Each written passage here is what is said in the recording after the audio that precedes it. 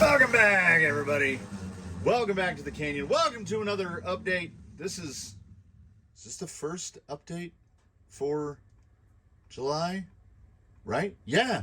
The first weekly update in the month of July. What went on in the previous week? Let me tell you. My younger kid has accused me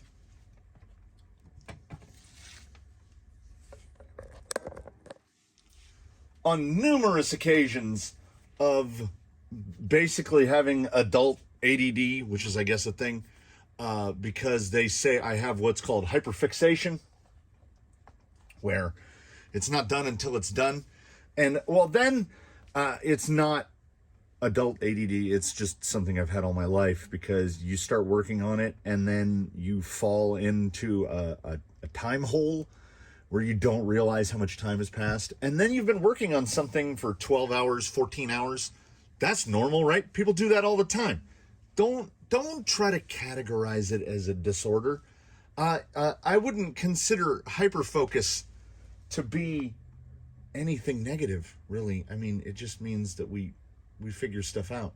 So what did I figure out during the week? I feel like I figured out some stuff. I know what's coming up in the next week for the most part. We'll get that out of the way right now here early in the intro. Tomorrow, Saturday, is Blue Sky High, HY, Blue Sky Hybrid. I had a plan. I had a grand plan, and it was thought out, and I thought I had it figured out in my head. And I was like, we'll do a whole thing. We'll take Blue Sky High out. We'll wheel him in his in his original configuration, set up as an LCG MST. We'll do the whole thing, and then we'll tear him apart, and then we'll go through building him. And then I looked at him on the bench, and I thought, what's going to be involved to get this skid mounted? Hyperfixation. Fast forward to where we are now. He's done. He's absolutely done. He's finished. I did the whole thing in basically one sitting. And, well, on that episode tomorrow, you will get to see how much actually continued over. Here's the weird MST gearbox and transfer case, which are extraordinarily heavy. This weighs significantly more than a Stealth XF, which also moves the motor down to about where that output shaft is instead of being up there. So I haven't scaled him yet. I haven't done any of that stuff. That will come up in the next episode. We'll talk about that stuff. Sunday, the next installment of, and the Blue Sky High will be titled whatever it came from the Workbench series Blue Sky High was. And it came from the Workbench 1? I don't know. I have no recollection of these things, so I will look it up and title accordingly. Anyway, that's tomorrow. The following day is it came from Workbench 19, the giveaway truck, which I said as I was making this. No spoilers. You've all seen this. I was going to take this and I was going to fabricate. And fabricate I did. I did about the same thing. The amount of time that was spent on Blue Sky High, I spent about triple that on the giveaway build, which is now a runner. We skipped past slider, roller, and we went directly to runner. I'll have the whole breakdown on it. I had promised myself that in the next episode that featured that rig, there would be wheeling, and there will indeed be wheeling. So in between sessions of fabrication and sessions of filming, what else didn't I cover? The Adventurer. The Jetco Adventurer, which I hate. I have successfully managed to get them mounted out. I guess kind of once, here's what happens. They don't have that inner lip to mount for a beadlock ring, but once you have them mounted and you leave them mounted for a couple days, they kind of develop a memory, and then it's pretty easy to change the foams out. Right now, they have Crazy Crawler Basics, the really soft Crazy Crawlers. That works for the outer, but doesn't offer any sidewall support, so you just fall off side hills. So I tried it with that. And then I thought, well, maybe it will need, so actually I tried it with this twice. Because then I thought, oh, well, maybe that rig's too heavy. Most of the testing duties were handed to Baseline. Baseline did his job as a tire test guy. And I had initially tested them on these on Toothless. And they looked like they might be a little bit better. And then I thought, oh, we got to put them on Baseline. So I brought them in and I said, well, there's no sidewall support, so we'll try sidewall support. So I tried these. And not enough vertical compliance, like it wasn't working right. So then I went to these. I tried the Skinny Reds. They felt exactly the same as these, like there was no real improvement. So I thought maybe something softer on the outside, and I tried the Canyon web wraps, and I didn't like that at all in those, which is doubly alarming because that is exactly what is in the Conquerors. The Conquerors are, can we see it through the hole? Not really. There's that blue. And they work, these work fantastically in the Conquerors. They don't work in the Adventurers at all. So I've tried, and then these went back in and I tried them on Baseline, and it's kind of like forward. Oh, and I tried them both ways. You'll notice they're points to the outside. I probably did 6 unmounts and remounts. I'm probably wearing these wheels out. I didn't like any of them. I didn't like these. I didn't like these. I didn't like the Canyon wraps. I didn't like any of them. The only one that was kind of okay was these, because the forward drive was pretty good. And you just sacrifice all side hill ability. So, I mean, I guess if you're okay giving up side hill ability, that's fine. We bounce back around. So that done out of the way. This will be documented, seeing as I didn't document anything on the Adventurer, because I feel like there's more promise to this. And I just can't I haven't yet found the insert that really sings in these. So the Clerms are going to get the same sort of run through that the Adventurers did. I just couldn't bear it at the time, because 3 to 4 hours total time spent. It was hot, and I couldn't get the Adventurers to work. Like, they never really got any better. They never got significantly worse, but they never got any better. These haven't gotten any better than they did on their undersized stock foams.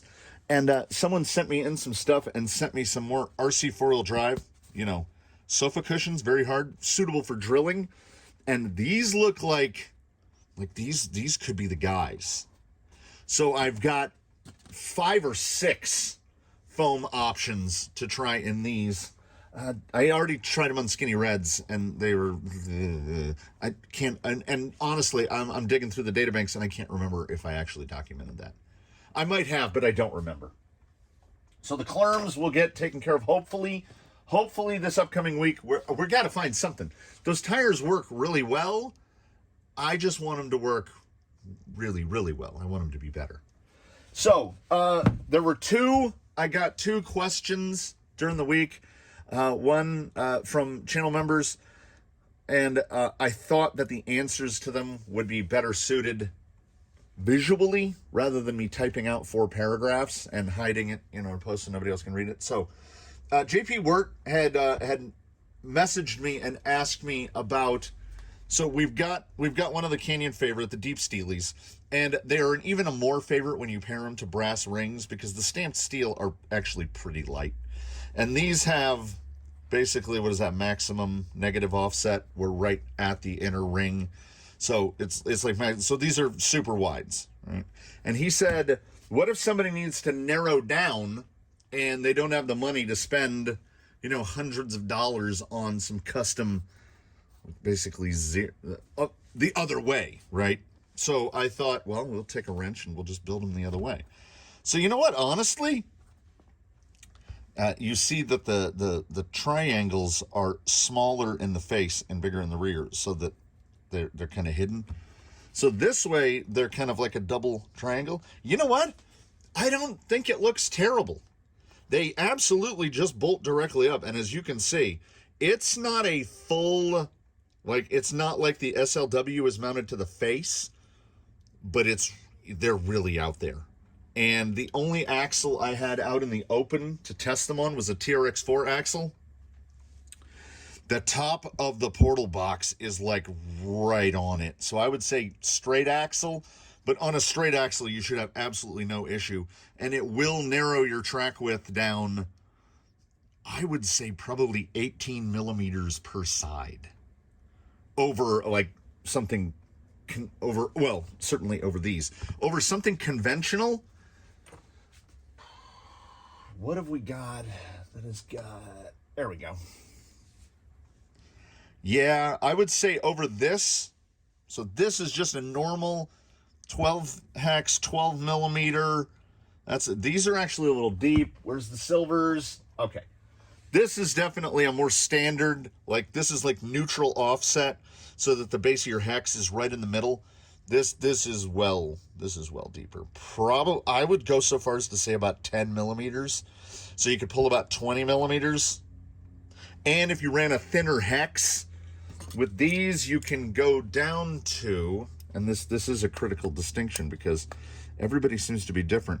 You can go down to, I would say, a 6 millimeter hex. These have 5 millimeters of engagement, whereas wheels like this tend to be more. No, he's 5 millimeters of engagement as well. I have some that are deeper to the point that they rub on the bearings. Most should be about 5 millimeters. So you could go down to a 6 millimeter hex, or alternately, depending on how bold you're feeling, you could go to like something really skinny, like the 5 or sub 5s, like an axial hex, and then just take these to a sander and sand, because you see the screws don't even embed all the way. You could sand these down a millimeter or two in order to get the hex in even farther, give you another couple millimeters. So I think these would get you at least 20 millimeters narrower mounting it this way, up to about 22, so 7/8 of an inch reduction in track, 11 millimeters per side, maybe 12 millimeters per side if you squeeze it. It really depends, but yeah, you can definitely run them this way, and they mount every bit as easily. And I think most importantly, they don't look terrible. Just you might run into some small issues with portals. Well, maybe not like Vanquish portals, but TRX4 portal boxes are pretty chunky. I had another question. Someone asked, and I don't know, like, is this a slur? I don't know. I'm assuming no Australian calls it down under. I assume that's a thing that's been Americanized, right? So I don't want to be offensive, but someone from the far off land of Australia asked a question close to my heart. We can frame a little better.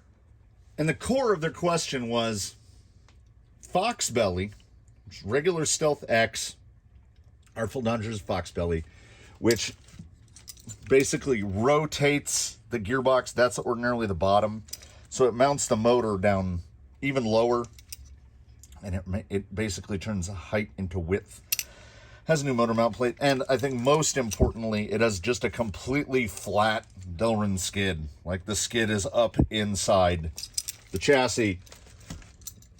Foxbelly versus XF. So here's our XF with the motor forward, and you can see more of a conventional, like, let's not sugarcoat it. It's a bit lower. In a head-to-head versus, who do you got? And the issue, here's the issue of it for me. They are dissimilar enough that I don't know, like, it comes down to application. I had written out the response like half a dozen times, and then erased that, and then written it and erased it and written it, because I was like, well, how do I sum it up, right? Motor forward, more of a conventional mounting. The drive shaft outputs on the Foxbelly are pretty crazy because how much turn it has. Look, you see the steep drive shaft output angle. It's never proven to be an issue, so it doesn't seem to matter. But the XF, if you've never seen one from the bottom, I mean, we have perfectly straight. Certainly, setting things like gear mesh absolutely goes to the XF, because you take those 4 screws off and the motor's mounted on a plate. You have, obviously, more battery options with a Foxbelly or an X, because you can put the battery here, you can put the battery up here. This guy goes right where the default battery location, and I do not support under any circumstance running a battery back there. It's not the place for it. It's easier to work on the XF, because like setting the pinion mesh on this thing, you basically have to take the gearbox out and then set your mesh. Once it's set, you can't change your spur gear. You have much more gearing options with this. They're just, it's crazy, because they both come off these 2 gearboxes have all the exact same internals in them. They do the same thing, but boy, do they do it differently. Like this guy, no exposed gears. This guy, you have no option for any kind of gear cover. The part where the spur gear goes is just out there in the open. I'm running a Bauhaus converter so that I can run Kimbrough on it. They're both super quiet. They're both super smooth, because at their core, they're both stealth gearboxes. Like, I don't know. Like, here's the thing. I wouldn't put that in there, and I wouldn't put that in there. Like, this thing is built around an XF, and this guy is pretty much built around a Foxbelly. So, like, it's the banana. We got to try to get the weight down a little bit. I can't choose between the 2. Now, that said, most of my builds, like these 2 dudes, both run C channels. They're still running stock element rails, and I have no reason or desire to change from that. These are C channel rigs, both. A lot of my other rigs, my original goal was to put this in misdirection in the Capra caged element. Absolutely no way it was going to fit, because of the width. So she just runs a regular X. She wouldn't fit an XF either, because she's got a Capra cage and the motor would be right where the firewall is. So this is a fitment thing. Like, if you want to run a chassis battery, you're probably this guy. If you're running servo on axle, probably this guy. If it's a chassis mounted servo, I would say Foxbelly. If it's servo on axle, I would say the XF, because then, like, it's not as if the weight goes up that high. I mean, look where the motor is. The top of the motor is 12 millimeters above the rail. It's not as low as this guy, where the top of the motor is 3 millimeters above the rail. And do I have to run spacers? No, this guy's pancaked all the way down. That's as low as you can go. So I can't choose. It's like peanut butter and chocolate, man. Why can't we have both? Now, in terms of convenience, going forward, I'd probably just I like the X. Here's the thing. I like the XF more than I like the stock Stealth, because it's so smooth, it's so quiet, it's so easy to work on. There are no screws through the bottom.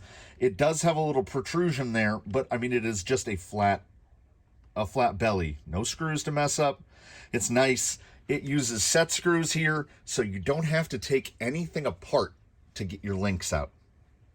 This is much easier to service, much easier to work. Like, if you need to add grease, 5 bolts. You don't have to disconnect drive shafts. You don't have to unbolt the motor, nothing. You take 5 bolts out, you lift the whole top out.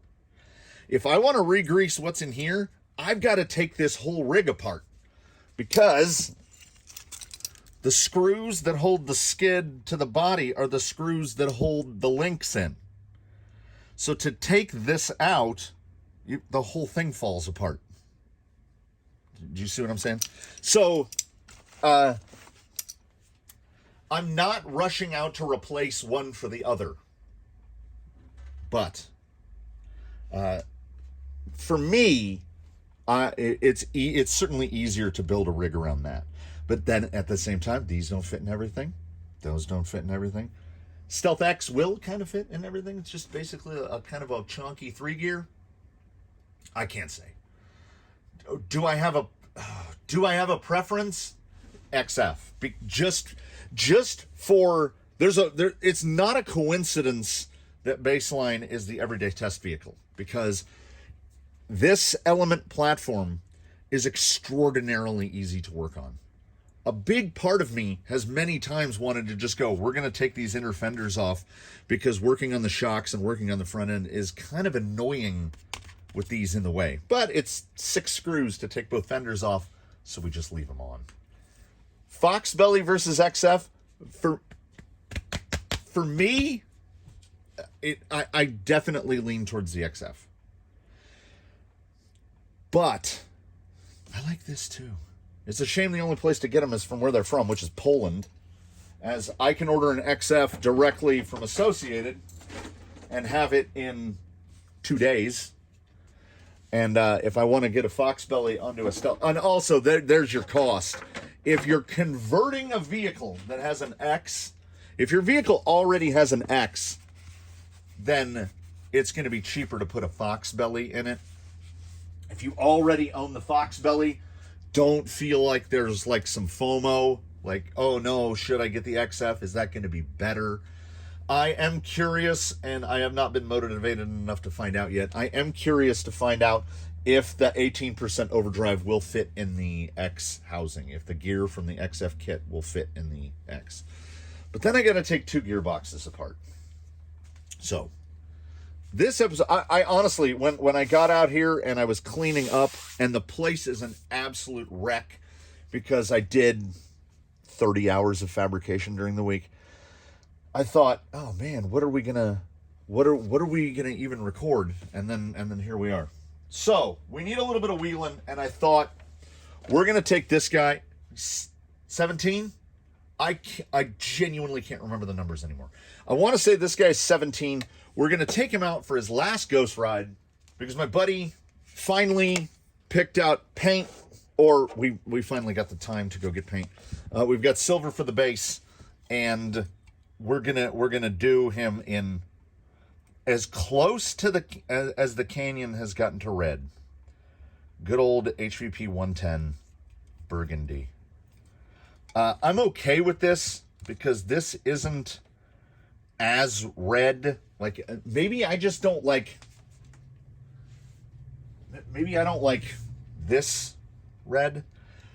So I think it's been mentioned in the comments more than once. You don't have any red vehicles, do you? I had a full can of duplicolor vinyl and fabric, and I have a little mid-motor slash that I built years back and built the whole thing. LCG, basically Cobra fabled out of my own bits and pieces, and I think it's got parts from an SC10, an SCT10 from Associated. It's got some low-C bits on it. It's got Traxxas on it. It's got all sorts of stuff on it. And I had that can of duplicolor vinyl and fabric red sitting there for literally years, and I was like, I got to use some of this. So I painted that body just a single red, and it's fine. Red on a Go Fast, I guess, is fine. I guess I just don't like red crawlers. I think I'll be all right with this. We're going to do a patina as well. So while we're headed outside, let's take this guy for his final ghost ride. He's a little scarred up. Oh, and since he was driven last, I got one of those little Amazon bumpers because I could not find a bumper to fit this chassis at all, and I had to drill holes to get it on there. But I think that fits pretty nice. It barely sticks out past the front wheels, so we will see how they approach. He's so dusty because he hasn't been touched in weeks and weeks and weeks. So we'll get him out for a little bit of wheeling outside. I still haven't cut his rear body mounts down. We'll get him outside for a few minutes, and then I'll let y'all go. I have officially abandoned any illusion of trying to keep up with just the sheer massive quantity of yellow flowers that are currently falling off of this Palo Verde tree. In some spots, it has achieved full ground coverage, much of like the entire surface of the water of the stream that you can hear running over here is just a blanket across the top. The bridge over flowered waters is just completely yellow. It's falling at just such a rate, and it appears to still have most of its flora.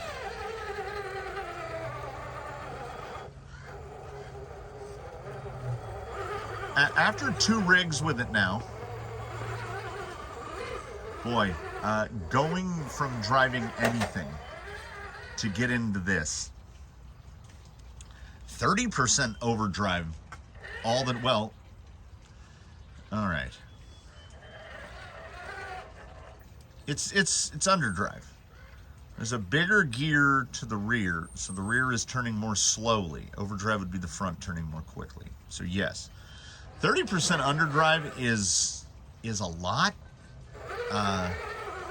And the behavior of the yellow jacket is strange because it's like, in a world of V8s, it's like a turbo 4-cylinder. It's making the power. It's got good drag brake. It's smooth. It's quiet. Like in this thing, no one would ever guess. And I think this rig, above all others even, there's really no indication that this thing has an outrunner in it. It's mostly gear noise. You know, TRX4 gears. You've got the absolute killer of a turning circle with that much underdrive.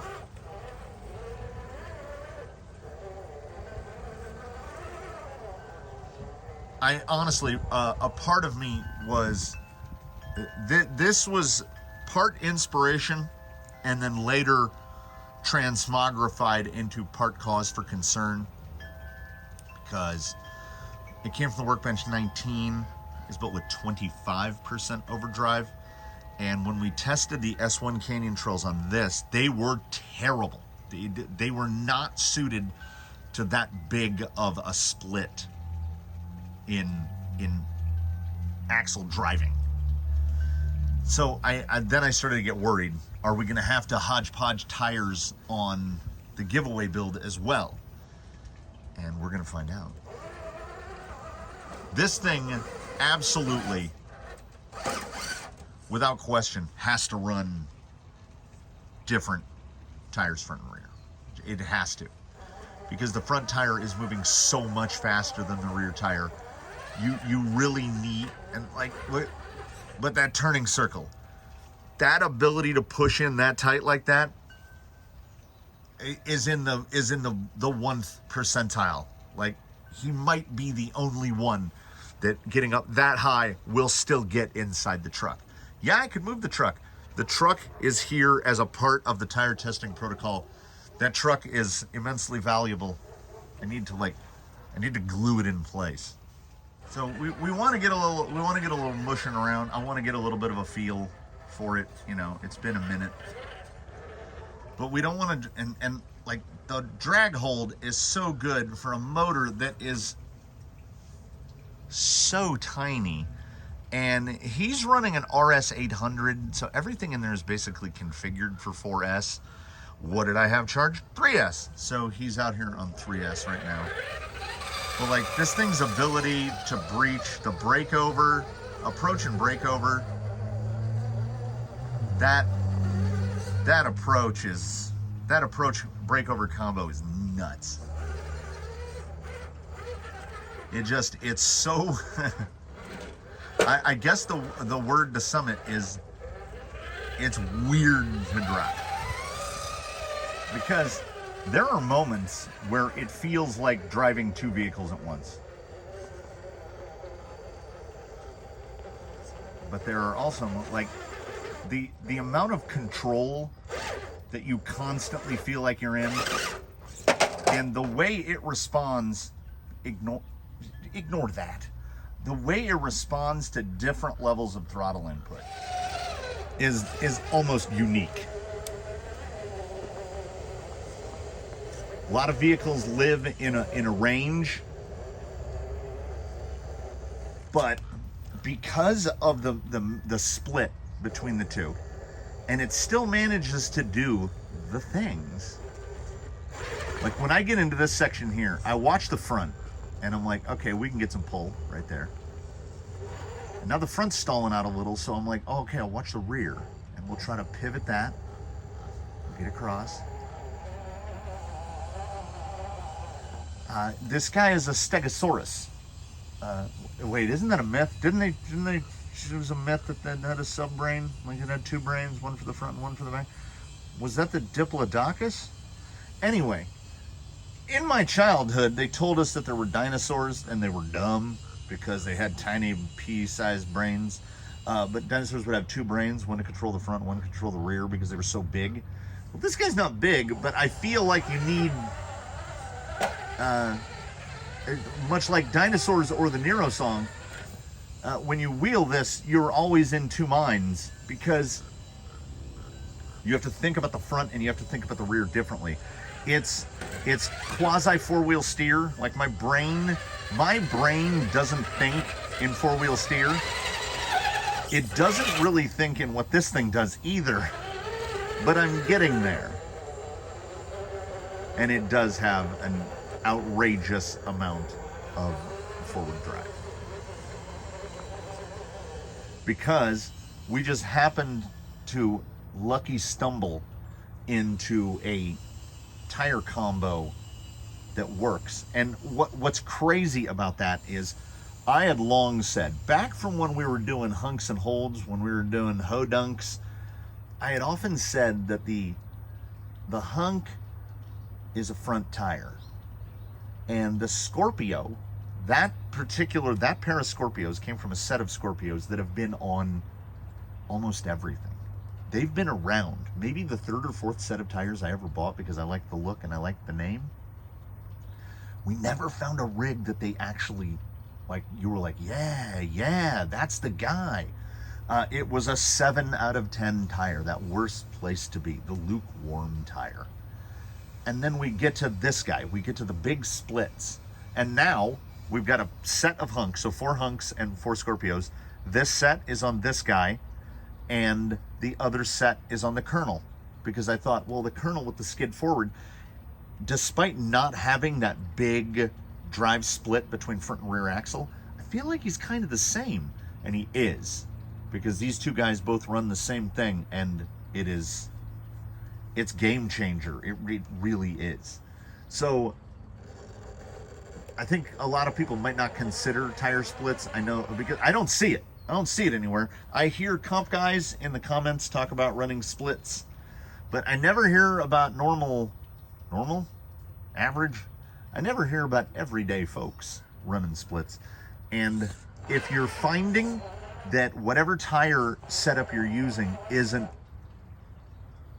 it's not passing the condo test, mix it up. Throw a different set on there, because sometimes a rig needs a tire that behaves a little differently in the front. I mean, we do it with foams all the time, and nobody questions it. So why not with tires? I mean, I don't think it's necessary for every rig out there to be running a split. But some, this one included, really do respond to it. Watching this thing go really does help. It adds a little sweet to help offset the bitterness that I still feel about the quality of the 3D printing for that transfer case. I feel like at some point in the future, I'm probably going to have to rebuild that thing, because we will see how it holds up. It's got big beefy gears in it.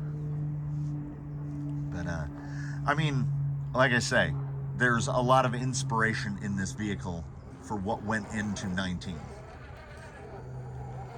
If 19 is even in the same realm of capability with this, I would be over the moon, because this guy is a pure rock crawler.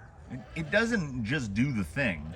It does pretty much all the things remarkably well. And oh, look at that. Oh, look at that cross up. So it will certainly be nice to get this thing painted.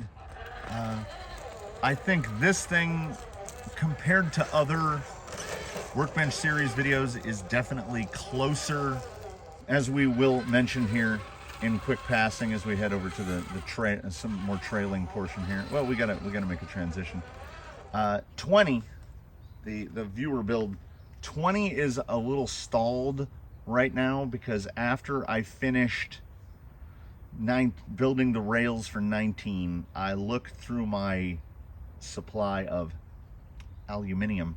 I do not have enough to make 2 rails, and I want to build rails for that. I want to do a hardline-esque rail setup for that guy, and I don't have the stuff, so I have to at some point make the journey down to K&H Metals in nearby Riverside to buy another, to spend, well, let's see what it costs now. Last time I bought a quarter sheet of aluminum was $75 for a quarter sheet.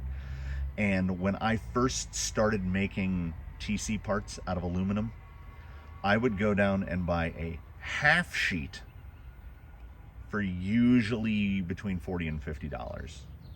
So now a quarter sheet is $75. This feels like one of those high school prep questions for the SAT. If a half sheet cost $50 and now a quarter sheet costs $75, how much more does it cost? 3 times. It costs 3 times as much. That's brain arithmetic. That I can do. You're not having fun until you're trying to do stuff that you don't think you can do. See if we can get that front tire up, because the front is going to be tough to transition off of that. Yeah, there we go. I will say, this guy is a 4S boy, because full tilt boogie on the 3S, not quite the amount, not quite the pop. Like I had mentioned, this we got FureTech Lizard 10 in there. And the way it delivers power is it's almost like at 5 slots your Outrunner. So you have this like very gentle, like you can get the smoothest power delivery. Only at extremely low throttle do you get a little where the motor doesn't feel like it can quite pull it. But on 4S, it feels like there's some more immediacy to it. Yeah, we have no approach problems whatsoever. Even, I want to see that tire. Like, we've got overhang, passenger rear. You're gonna have to kind of shuttle and then get it right here. Yeah, this thing will pull.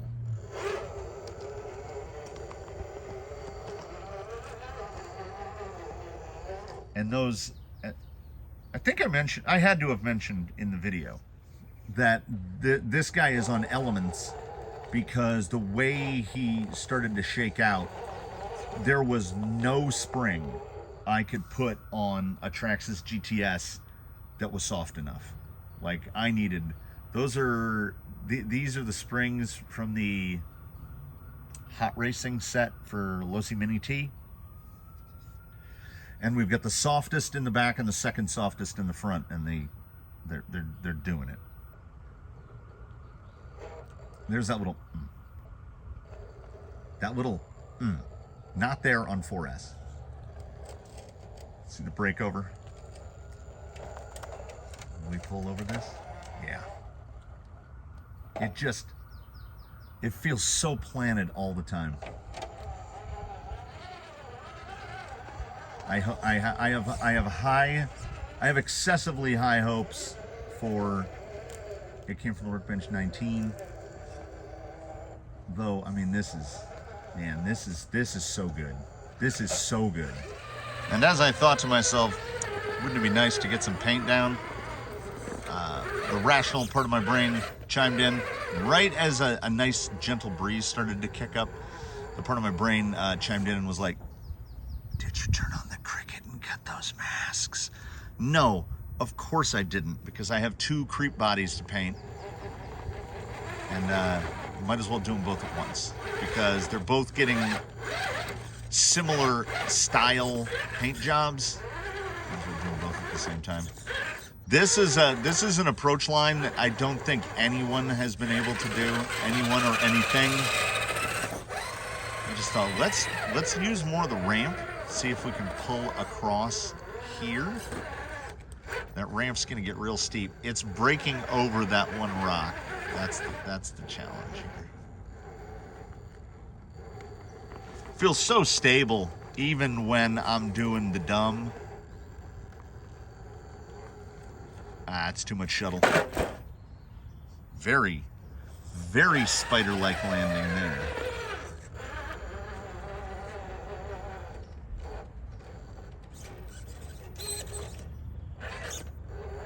Yeah, and again, doing amazingly well on 3S.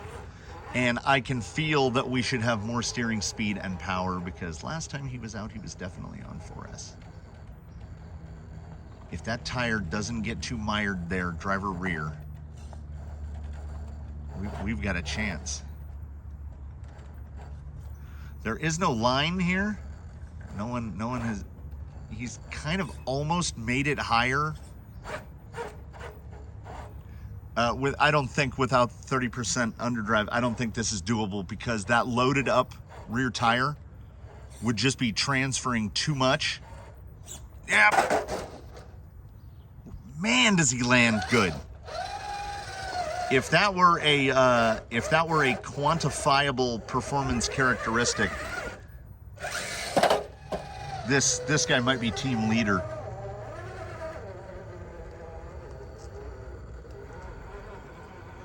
There have been a couple spots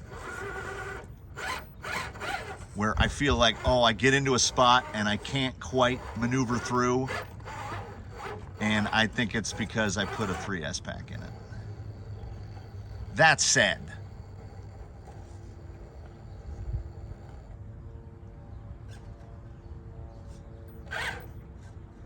man, this is some next level stuff. Oh man, this guy, man, destined to be really good. I think way too many people sleep on the TRX4 as a platform to build off of. I think people sleep on the TRX4 just in general. Yeah, right there. I wanted 4S right there. Those Scorpios they hold. They are rock Velcro.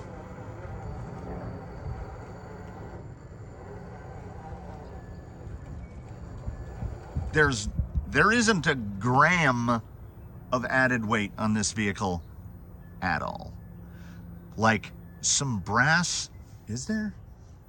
No, completely stock axles in the front. Some Amazon portal brass on the front. I think we're pulling this.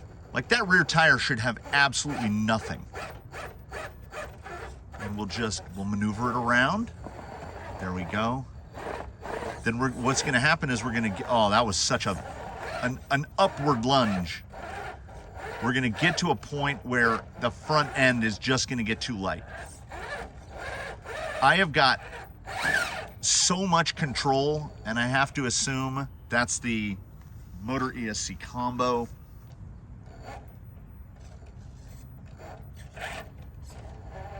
Ordinarily, you get into a big vertical position like this, and you're just gonna go. Ugh, it looks like he died. So, thanks for stopping by, everybody. Thanks for dropping into the canyon for another wheel and ramble. Not quite where I wanted to be. Not quite where I want to be. Not quite where I want to be. Oh, I see.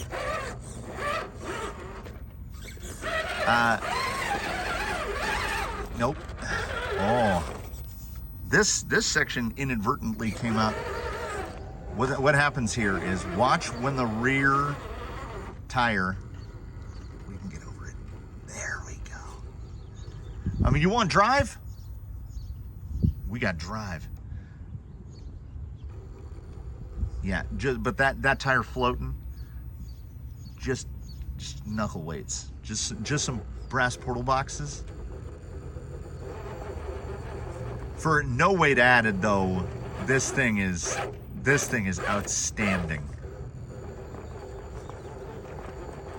How fortuitous on the tires. Oh yeah, I had started an outro, had I not. I thank you all for stopping by. At some point during the week, I will make an effort to get out to Riverside. The problem with me is I don't want to drive all the way to Riverside just to buy a $75 piece of aluminum and then come home. Kills me. When I used to buy aluminum rod, I used to make stem caps for bicycles. When I would go out to buy aluminum rod, I'd ride my bike out there and put them in a little pack, a little cycling pack, and bring them home. Now, I don't think that's explicitly an option for a quarter sheet of 1/8" aluminum. Positionability score is through the roof.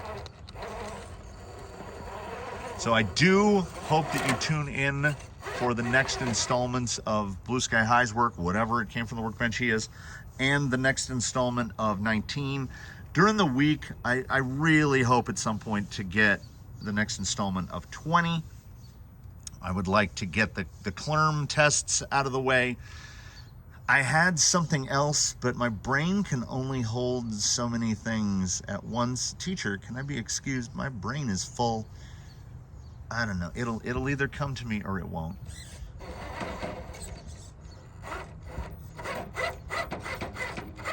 Yeah, I could just wheel, you know. I could just be out here driving.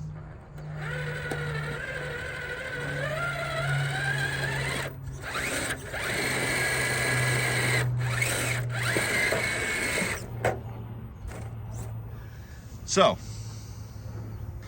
that'll do it for today. Thank you so much for joining us, everybody. Please do comment below. We love the comments here. We really do. Like if you liked it, subscribe if you haven't. Do consider channel membership in between now and the time when we meet again. I will at least go so far as to recommend that you one and all do your very best to have a good one, everyone. We will catch you again very soon. And in parting, I would like to say, this will mean something to some of you. Don't fall down. Don't fall down. This will mean something to some of you. Look, I bought Costco flip-flops so the ants can't bite me. Hey, that's progress.